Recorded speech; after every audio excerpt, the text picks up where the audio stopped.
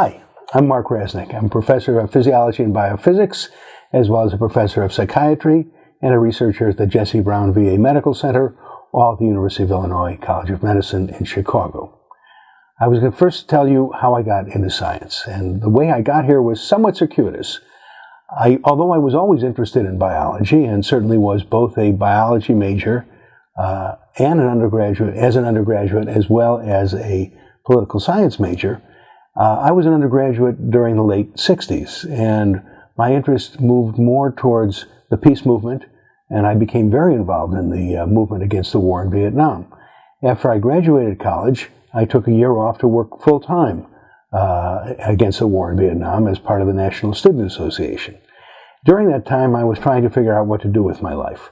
I talked to my advisor, and he said to me, "Well, what do you want to do?" And I said, I think I want to go to law school so I can go into politics. And he shook his head and said, "Schmuck. No one's ever going to vote for you. You're much too left. I think you need to do science, and I think you need to be at a university campus where you can say anything you want and no one's going to give you a hard time about it." So he actually made all the arrangements and sent me off to graduate school with a friend of his.